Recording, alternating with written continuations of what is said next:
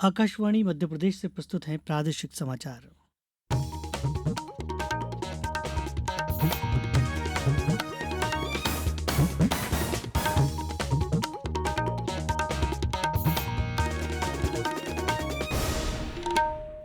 नमस्कार, समाचारों के साथ मैं रत्नेश सोनी। सबसे पहले मुख्य समाचार। प्रधानमंत्री ने मन की बात कार्यक्रम में छिंदवाड़ा में महिलाओं द्वारा निर्मित महुआ बिस्किटों का किया उल्लेख। प्रदेश में जल गंगा संवर्धन अभियान की हुई शुरुआत। 3 महीने के अभियान में वर्षा जल संचयन के लिए होंगे कई कार्यक्रम। उज्जैन का विक्रम विश्वविद्यालय अब सम्राट विक्रम आदित्य के नाम से जाना जाएगा, मुख्यमंत्री ने की घोषणा। और नव संवत्सर नवरात्रि और चेटीचंड पर्व पर प्रदेश में हुए अनेक आयोजन। अब समाचार विस्तार से। प्रधानमंत्री नरेंद्र मोदी ने आज आकाशवाणी से मन की बात कार्यक्रम में देश विदेश के श्रोताओं के साथ अपने विचार साझा किए। यह इस मासिक कार्यक्रम की 120वीं कड़ी थी।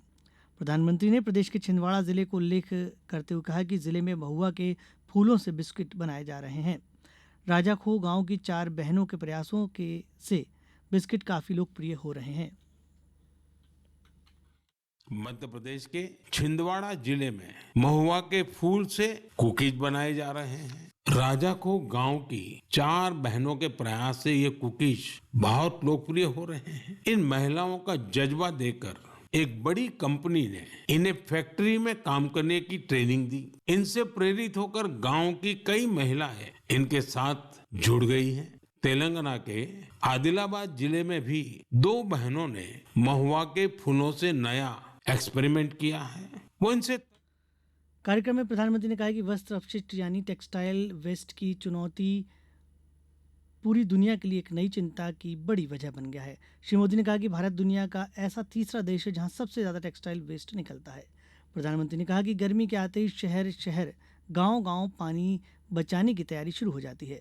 उन्होंने इस बात पर संतोष व्यक्त किया कि कई राज्यों में जल संचय से जुड़े कामों में नई तेजी आई है। प्रधानमंत्री ने यह भी कहा कि हर साल की तरह इस बार भी कैच द रेन अभियान के लिए कमर कस ली गई है। प्रधानमंत्री नरेंद्र मोदी ने कहा है कि निर्धनतम लोगों को सर्वोत्तम इलाज उपलब्ध कराना सरकार की सबसे बड़ी प्राथमिकता है। उन्होंने ये भी कहा है कि आयुष्मान भारत स्कीम के तहत करोड़ों लोग मुफ्त इलाज की सुविधा ले रहे हैं।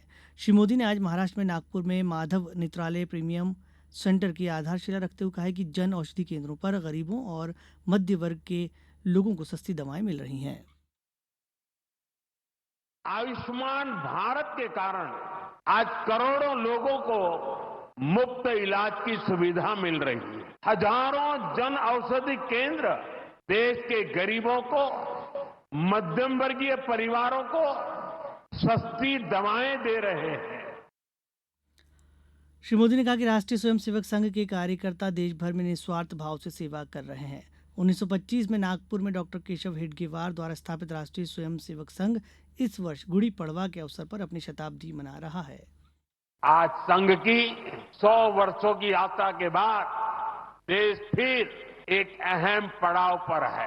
2025 से 2047 तक ये महत्वपूर्ण कालखंड, इस कालखंड में एक बार फिर बड़े लक्ष्य हमारे सामने। इससे पहले श्री मोदी ने दीक्षा भूमि जाकर संविधान निर्माता डॉक्टर BR अम्बेडकर को श्रद्धांजलि दी। प्रधानमंत्री स्मृति मंदिर भी गए, जहां उन्होंने संघ के संस्थापक डॉक्टर केशव हेडगेवार और गुरुजी के नाम से प्रसिद्ध माधवराव गोलवलकर को श्रद्धांजलि अर्पित की। प्रदेश में आज से 30 जून तक चलने वाले जल गंगा संवर्धन अभियान की शुरुआत हुई। सीहोर में नगर पालिका परिषद द्वारा आयोजित कार्यक्रम का शुभारंभ राजस्व मंत्री करण सिंह वर्मा तथा जिले की प्रभारी मंत्री कृष्णा गौर ने किया। इस मौके पर उन्होंने सीवन नदी में श्रमदान किया। वर्षा जल की बूंद बूंद बचाने के इस महाअभियान का आज आगर मालवा जिले में बाबा बैजनाथ धाम स्थित बाणगंगा नदी पर सामूहिक श्रमदान के साथ शुभारंभ हुआ। नीमच जिले की सभी 243 ग्राम पंचायतों में अभियान प्रारंभ हुआ। अभियान अंतर्गत सभी पंचायतों में श्रमदान व जनभागीदारी से संरचना का गहरीकरण कार्य प्रारंभ हुआ। सतना जिले में जनपद पंचायत नागौद की ग्राम पंचायत दुर्गापुर के ग्राम गोरा से अभियान शुरू हुआ।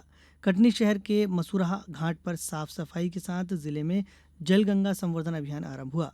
अशोकनगर में कलेक्टर सुभाष कुमार द्विवेदी के मार्गदर्शन में जल गंगा संवर्धन अभियान का शुभारंभ जिले भर में किया गया। डिंडोरी के नर्मदा डेम घाट में अभियान के शुभारंभ पर सांसद फग्गन सिंह कुलस्ते उपस्थित रहे।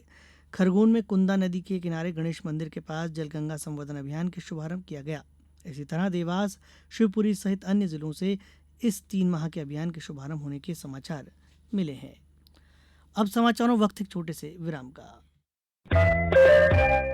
ये समाचार आप आकाशवाणी मध्य प्रदेश से सुन रहे हैं। ये समाचार बुलेटिन YouTube पर, Madhya Pradesh news All India Radio channel पर और फेसबुक, साथ ही एक्स प्लेटफॉर्म पर AIR न्यूज भोपाल पेज पर सुने जा सकते हैं। इसके अलावा आप हमारी वेबसाइट newsonair.gov.in पर अथवा न्यूज ऑन AIR ऐप पर भी समाचार सुन सकते हैं।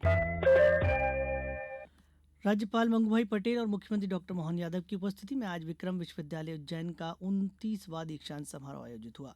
समारोह में मुख्यमंत्री डॉक्टर यादव और हार्टफुलनेस संस्था के संस्थापक कमलेश पटेल को विश्वविद्यालय द्वारा डीलिट की मानद उपाधि प्रदान की गई। साथ ही 70 विद्यार्थियों को उपाधि, 99 को मेडल और 2 शोधार्थियों को डीलिट उपाधि प्रदान की गई। कार्यक्रम में मुख्यमंत्री ने कहा कि विक्रम विश्वविद्यालय अब सम्राट विक्रमादित्य के नाम से जाना जाएगा। माधव विज्ञान महाविद्यालय के परिसर में शीघ्र ही विशाल सभागार बनाया जाएगा।